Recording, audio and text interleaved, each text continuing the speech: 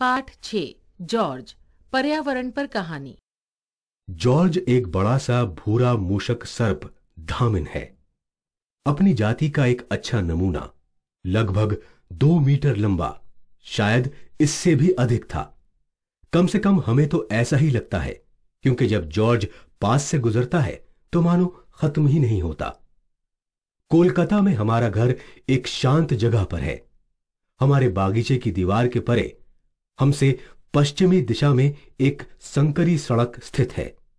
यह संकरी सड़क वन प्रांत पर जाकर समाप्त होती है। इस सड़क के दोनों ओर मकान हैं और अधिक यातायात न होने से यह बहुत ही शांत रहती है। सारे दिन इसके आर पार गिलहरियां एक दूसरे का पीछा करती हैं। हमारे आसपास के पेड़ों पर अनेक प्रकार के पक्षी दिखाई पड़ते हैं। हुदहुद, उल्लू, बुलबुल, कठफोड़वे, सुंदर नीले, पीले और हरे तोते, चिड़ियां और कोए भी। सारा दिन हवा में पक्षियों का संगीत तैरता रहता है। एक दिन मेरी बहन और मैं बागीचे के ऊपर खुलने वाले बरामदे में अपनी कुर्सियों में अलसा रहे थे। हमारी बंद किताबें हमारी गोद में पड़ी थीं। हम बाग की ऊंची दीवारों के निचले हिस्सों में नाना प्रकार के उगे रंग बिरंगे फूलों को निहार रहे थे। सफाई से कटी घास अभी ओस से नम थी। मुझे स्मरण है कि वो वसंत की एक बड़ी प्यारी सुबह थी। मैं बागीचे के छोर पर उगे खजूर के पेड़ों को एकटक देख रही थी और उसके विशाल शोभायुक्त पत्तों को निहार रही थी। पत्ते हवा में मस्ती से झूल रहे थे। अचानक खजूर के पेड़ से गिरती एक छोटी सी वस्तु देख एक झटके से हमारा आलस टूटा। उसके पीछे पीछे एक काफी बड़ा, अधिक भारी पिंड उस गुड़हल की झाड़ी में से धड़ाम से आ गिरा। वो छोटी सी वस्तु एक चूहा था, जो धरती पर गिरते ही जान बचाकर भागा। हमको भयभीत करने वाली वस्तु बहुत बड़ा मूषक सर्प था, जो तुरंत चूहे के पीछे भागा। इसके बाद कुछ क्षण बड़ा रोमांचकारी नाटक चला, जिसमें एक उन्मत्त चूहा सारे बागीचे में आड़ा तिरछा भागता रहा और उसके पीछे पीछे एक भूखा सांप। एक चालाक कौवा बैठा सब देख रहा था और सही क्षण चुनकर नीचे झपटा और सांप का भोजन ले गया। शिकार छिन जाने पर सांप बाहर निकलने का रास्ता ढूंढते हुए बागीचे में इधर से उधर रेंगता रहा। शीघ्र ही उसे एक उचित पेड़ मिल गया। उस पेड़ पर चढ़कर वो दीवार के उस पार पहुंचा और दूसरी ओर चला गया। तब जाकर हम अपनी रोकी हुई सांसें ठीक से ले सके और हमें कुछ चैन मिला। इसके बाद आने वाले 2 दिनों में यह नाटक बार बार हुआ, पर चूहे के बिना। वही सांप फिर उसी खजूर के पेड़ से नीचे धड़ाम से उसी झाड़ी में गिरता, उसी पेड़ के ऊपर चढ़ता और उसी दीवार पर से गायब हो जाता। तीसरी मुलाकात के बाद हमने उस सांप का नाम जॉर्ज रखने का निश्चय किया। आखिर ऐसे अक्सर आने वाले अतिथि का कोई तो नाम अवश्य होना ही चाहिए था। हमारे पिताजी ने बागीचे और उसके आसपास की जगह का बारीकी से निरीक्षण किया और पाया कि दीवार के पीछे उस ओर उगने वाले एक बड़े कांटेदार पेड़ की डाली हमारे खजूर के पेड़ को छूती थी। इस तरह जॉर्ज को सरलता से मार्ग मिल गया था। हमारे खजूर के पेड़ के शिखर पर चूहों का एक परिवार रहता था। उस दोषी डाली के कट जाने पर जॉर्ज ने टपक कर आना छोड़ दिया।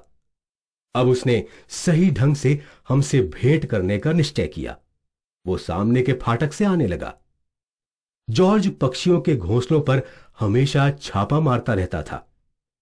एक दिन पक्षियों की क्रोधपूर्ण चीखों से आकर्षित होकर मैंने ऊपर देखा और उसे जंगल के एक पेड़ की टहनी पर धीरे धीरे एक घोंसले की ओर बढ़ते हुए पाया। 5-6 चिड़ियां साहसपूर्वक उसके मुंह पर पंख फड़फड़ाते गुस्से से चीखती उड़ रही थीं। उन्होंने उसकी भूख पर नियंत्रण लगा दिया होगा, क्योंकि जब मैंने कुछ क्षण बाद पुनः देखा, जॉर्ज गायब हो चुका था या शायद गिर पड़ा था। उसे पेड़ों से टपक जाने की आदत तो थी ही।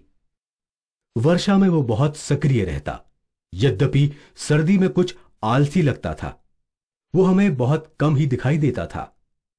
कभी कभी हमें दीवार या झाड़ी के ऊपर लिपटे धूप सेकते उसके दर्शन हो जाते। उसका भी एक परिवार है।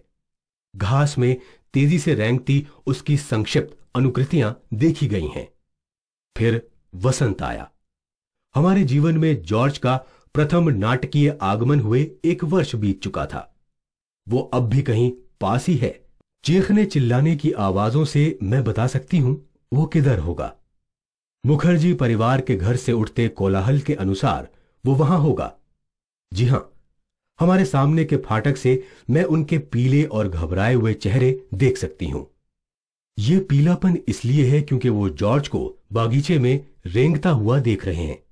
हां, जंगल को लौटते हुए वो यहीं आ गया है।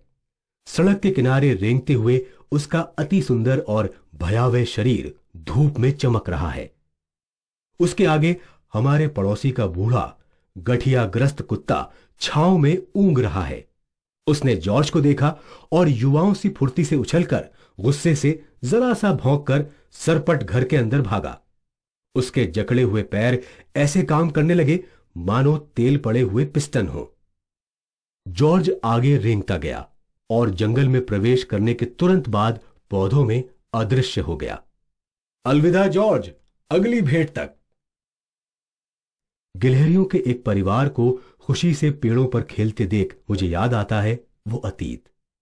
7 वर्ष पहले जब मैं और मेरी बहन छोटे बच्चे थे, हम घर से निकलकर दूर क्षितिज पर फैले हरे भरे खेतों में खेलने के लिए दौड़ जाते। हम जंगली फूलों के गुच्छे चुनते और लंबी ऊंची पंपा घास के झुरमुटों में छिपन छिपाई खेलते और चुपके से नेवले और उसके बच्चों को धूप में उधम मचाते हुए देखते। वो सुखद दिन थे जब बहुत कम मकान थे। रात को हम गीदड़ों को चिल्लाते हुए सुनते। वो सब हरे भरे खेत लुप्त हो गए। जहां पंपा घास हवा में झूमती थी, वहां अब मकानों की पंक्तियां ही पंक्तियां हैं और धुआं उगलते कारखाने।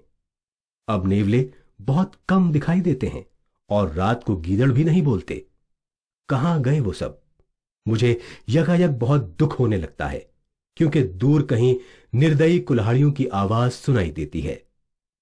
क्या लोग इस बचे हुए हरे भरे जंगल को भी साफ करने आ जाएंगे, पेड़ों को काटने और पौधों को उखाड़ने और अधिक मकान बनाने के लिए? यदि ऐसा करेंगे तो ये सब प्राणी कहां जाएंगे? इन्हें भोजन कहां से मिलेगा?